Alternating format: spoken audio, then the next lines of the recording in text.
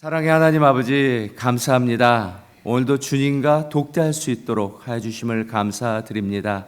주님과 아버지, 그 영적인 호흡을 통해서 주님을 알아가며 그 영생의 삶을 누릴 수 있도록 하여 주심을 감사드립니다. 저희들에게 믿음을 더하여 주시옵소서. 우리가 기도하면 주님이 응답해 주신다는 그 신실하신 하나님이시라는 것을 믿는 믿음을 주시옵소서. 아버지, 감사합니다. 성령으로 하나 되는 교회 공동체가 되게 해 주시옵소서. 성령이 임하여 주시옵고 우리에게 아버지 하나님 나라의 증인으로 사용할 수 있도록 우리를 오늘도 다듬어 주심을 아버지 감사드리며 오늘도 하나님 나라의 증인으로 사용하여 주심을 감사드립니다. 성령으로 가정이 하나 되고 마을이 하나 되고 교회가 하나 될 수 있도록 하여 주심을 감사드리며 무엇을 하든지 하나님께 영광 올려드리는 성령 공동체가 될 수 있도록 하여 주시옵소서. 아버지, 주변의 환우님들 영적으로 아픈 지체, 육적으로 아픈 지체 많이 있습니다. 주님 앞에서는 감기나음이나 다 똑같습니다.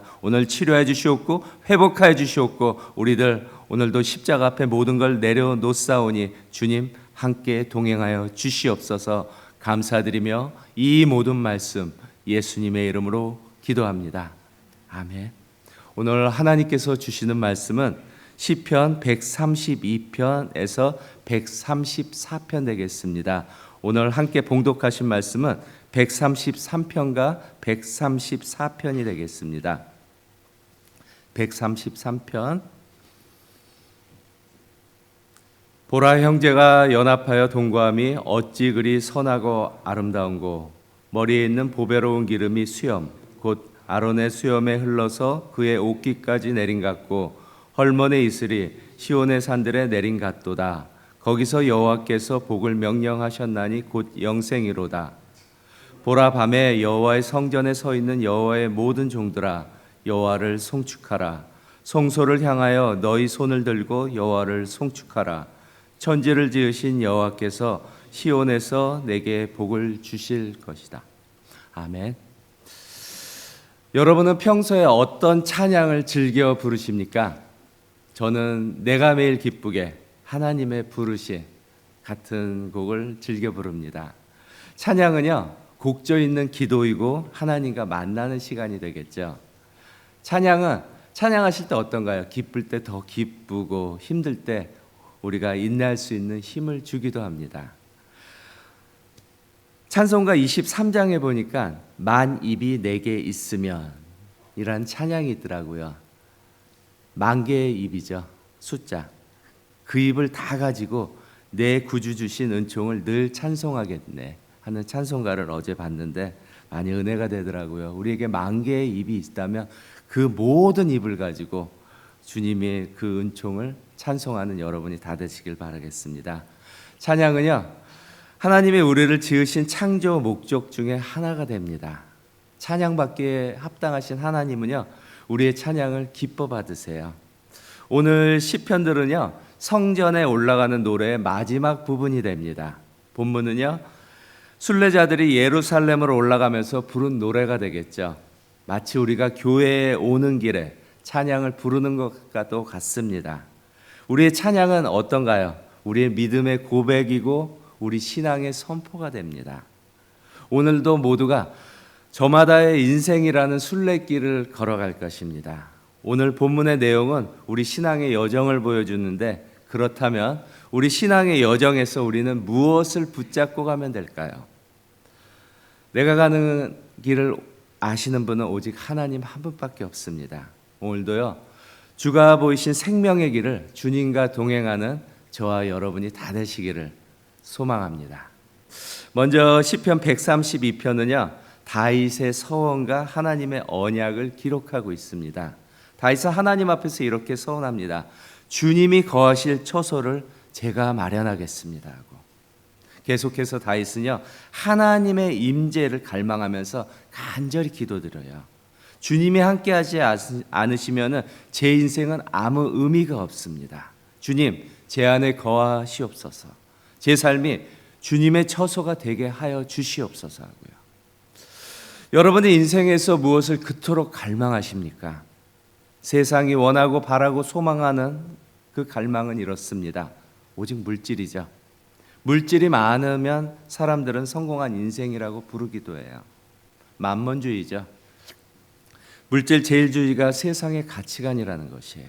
그래서 모든 인생의 중심에는 물질이 초점으로 맞춰져 있습니다. 남녀노소 가리지 않고 모두 다 말입니다. 그러나 우리 성도의 고백은 달라야 합니다. 나는 주님이 함께하지 않으면 모든 것이 헛됩니다. 나는 아무것도 아닙니다. 주님만이 나의 전부가 된다는 그 믿음의 고백을 하시면 좋겠습니다. 시편 127편도 이렇게 말씀합니다. 여호와께서 집을 세우지 않으시면은 세우는 자의 수고가 헛되고 여호와께서 성을 지키지 않으셨으면 파수꾼이 깨어 있음도 헛되도다라고 말씀합니다. 하나님만이 우리를 세우시고 우리를 지켜주신다는 것이죠. 이처럼 하나님의 임재가 있어야지 우리 인생에서 우리는 참된 의미를 찾을 수가 있다는 것이에요. 보세요. 하나님은 다윗이 갈망하는 기도에 이처럼 응답하십니다. 13절에 보면은 여호와께서 시온을 택하시고 그것을 자기 거처로 삼으셨다고 해요. 다윗은 하나님과의 친밀한 관계죠. 서로 주고받는 티키타카 사이가 됩니다.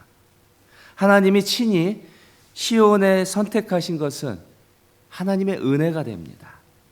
하나님이 다윗을 먼저 찾아오신 것이죠.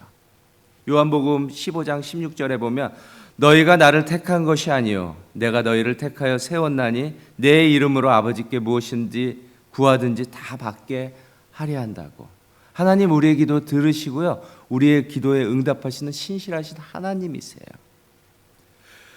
여러분 예수님의 공생애를 한번 보세요. 세상에서 소외된 자, 왕따 당하는 자들을 직접 찾아가서 그들을 구원해 주십니다.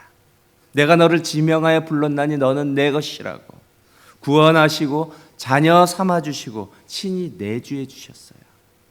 하나님이 먼저 우리를 당신의 성전으로 삼으셨다는 것이에요. 그래서 바울은 이처럼 고백합니다. 너희는 하나님의 성전인 것과 하나님의 성령이 너희 안에 계신 것을 알지 못하느냐. 우리 신앙생활에서 가장 중요한 것이 무엇일까요? 하나님의 임재가 됩니다. 우리 몸은 하나님의 성전이에요. 하나님의 통치와 교제가 있는 거룩한 성전이라는 것이죠. 하나님 나라는 내 안에 있습니다. 이처럼 신앙생활은요, 하나님과의 1:1 관계십이라는 것이에요. 내 안에서 하나님의 관계 유무에 따라서 오늘 우리가 천국을 살아갈 수가 있고 지옥이 될 수가 있다는 것이에요. 아무리 작은 마을 모임이라도요, 주님이 함께 하시면 그곳은 하나님 나라가 된다는 것이죠. 하나님은요, 주변 사람들을 통해서 역사하십니다. 특히 마을 모임을 보면은 성도의 교제를 통해서 서로 믿음의 진보가 있게 만드세요. 간혹 새신자분들이 이 같은 질문도 하기도 하죠. 마을장님, 어떻게 신앙생활을 해야 하나요? 하나님은 누구십니까? 그리고 하나님이 저를 만드셨다는데 저는 누구인가요? 자신의 정체성과 하나님과의 관계십에 대한 질문들을 합니다. 여러분은 새신자의 이 같은 질문에 어떻게 답하십니까? 신앙생활의 본질, 정말 중요하죠. 천리길도 한 걸음부터입니다. 신앙생활의 본질은요, 하나님을 만나고 하나님과 함께 동행하는 것이에요. 이전에 저에게 신앙의 선배가 있으셨습니다. 멘토 같은 분이셨죠. 구역장님이세요. 어떻게 하면 하나님과의 클로즈, 친밀한 관계가 될 수 있을까? 질문했을 때 마치 인간관계와도 같다. 친구 사이가 친한 친구 사이로 발전한다는 것처럼 만남의 횟수 더해갈수록 상대에 대해서 우리 더 알아갈 수 있습니다. 하나님과의 관계 더 친해질수록 하나님을 알아가는 영생의 삶을 누릴 수가 있다는 것이에요. 하나님과의 관계십, 먼저 사랑이 있어야 되겠죠. 그리고 갈망하는 마음이 있어야 됩니다. 그래서 잠언에 보면은 나를 사랑하는 자들이 나의 사랑을 입으며 나를 간절히 찾는 자가 나를 만난다고 말씀합니다. 하나님과의 만남을 갈망하는 마음으로 하나님을 간절히 찾아야 된다는 것이죠. 무엇을 통해서요? 보편적으로 예배, 기도와 말씀을 통해서 우리는 하나님을 알아갑니다. 구하라 그리하면 너에게 주실 것이요 찾으라 그리하면 찾아낼 것이요 문을 두드리라 그리하면 너에게 열린다고 말씀합니다. 이처럼 하나님은요 인격적인 하나님이시세요. 우리가 기도할 때 응답해 주신다는 것이죠. 그리고 요한복음에 보면은 태초에 말씀이 계시니라 이 말씀이 하나님과 함께 계셨으니 이 말씀은 곧 하나님이시라고 말씀이 하나님이시라고 우리에게 지정의를 주신 신실하신 하나님이십니다. 오늘도 말씀과 기도를 통해서요 하나님의 임재를 경험하고 그 은혜들을 누리시기를 소망합니다. 그리고 시편 133편은 보라 형제가 연합하여 동거하며 어찌 그리 선하고 아름다운가 말씀하시는데 여러분 형제의 연합 하나됨 인간의 본성대로 행동한다면 어떻게 될까요? 100% 불가능합니다. 왜요? 우리 인간의 본성은 시기와 질투로 충만해요. 이웃이 땅을 사면 배가 아픕니다. 상대의 성공은 나의 슬픔이 되기도 해요. 이처럼 자기 중심적 이해타산으로 똘똘 뭉쳐있는 우리들이라는 것이죠. 그리할 때 성도의 모습 속에서 하나님의 형상을 보게 되죠. 언제요? 신앙의 여정은요 우리 혼자 걷는 것이 아닙니다. 반드시 공동체가 함께 걸어야 된다는 것이에요. 그리할 때 형제의 모습 속에 보이는 하나님 형상 아름다워라. 자매의 모습 속에 보이는 하나님 형상 아름다워라. 존귀한 주의 자녀 됐으니 사랑하며 섬기라고. 우리는요 하나님을 사랑하고 이웃을 자기 몸처럼 사랑해야 됩니다. 이런 모습이 바로 우리들의 꿈이고 하나님의 꿈이 된다는 것이에요. 하나님이 부르신 공동체 안에서 이루어지는 거룩한 연합이 된다는 것이죠. 그래서 사탄은요 성도가 교제하는 거 싫어합니다. 그래서 자꾸 갈라놓고 분열시키고 시험에 들게 만들어요. 여러분 이런 일 없습니까? 주일 아침 교회 가려는데 갑자기 something to do 문제가 발생해요. 우리 마음에 시험거리가 들어오게 하는 것이 사탄의 전략이라는 것이죠. 그러나 주님은요 성령이 하나 되게 하신 것을 힘써 지키라고 명령하십니다. 성령의 역사는 언제나 연합 가운데서 임하게 되죠. 오순절 성령이 임하실 때 제자들이 한마음 한뜻으로 모였습니다. 교회의 힘은요 성도의 사랑과 연합에 있다는 것이에요. Power of Love라는 것이죠. 사랑은 온전하게 매는 띠라고 말씀합니다. 성령 안에서 성령으로 하나 되는 역사를 우리는 소망해야 돼요. 한 사람이면 패하겠거니와 두 사람이면 맞설 수 있나니 세 겹줄은 쉽게 끊어지지 아니한다고 말씀해요. 이처럼 우리는 성령 안에서 서로 손에 손을 잡고 하나로 연합해야 된다는 것이죠. 서로 마음을 같이 해서 같은 사랑을 가지고 어떤 사랑인가요? 주님이 주신 사랑이죠. 뜻을 합하여 예수의 마음, 예수의 심장을 품어야 됩니다. 그리할 때 성령께서 부어주시는 은혜가 교회 공동체에 흘러가 역사하게 된다는 것입니다. 연합 속에 영생의 복이 임하게 돼요. 내가 그들에게 영생을 주노니 빼앗을 자가 없다고 주님은 말씀합니다. 교회가 하나 되어서 성령의 은혜가 차고 넘치시기를 소망합니다.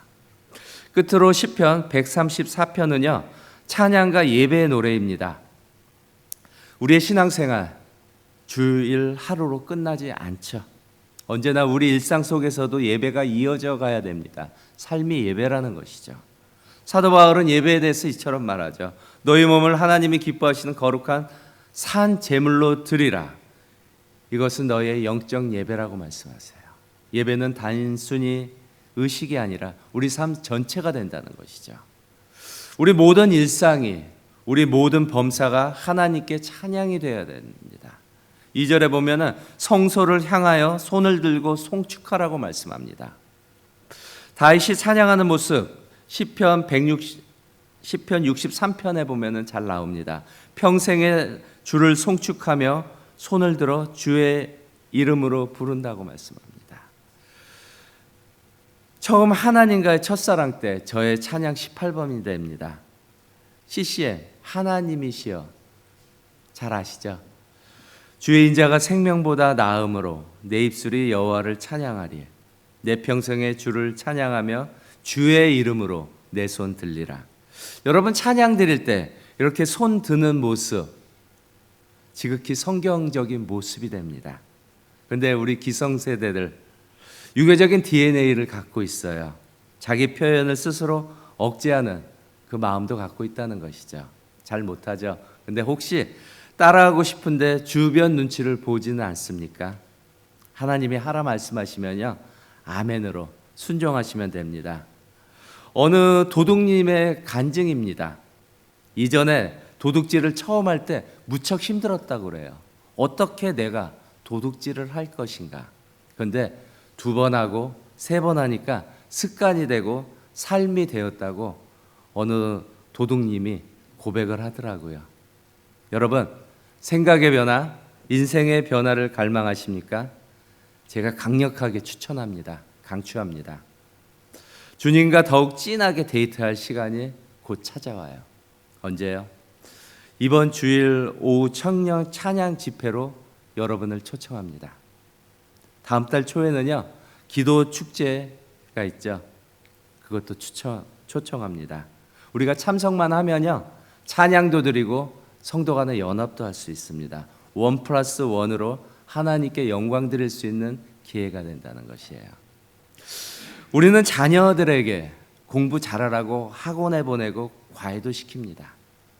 그런데 시험 때라서요, 좀 어려워요. 그래요. 시험이니까요, 우리 더 많이 기도하고 찬양해야 된다는 것이죠. 신앙의 여정에서 더 중요한 것은 믿음의 진보가 됩니다.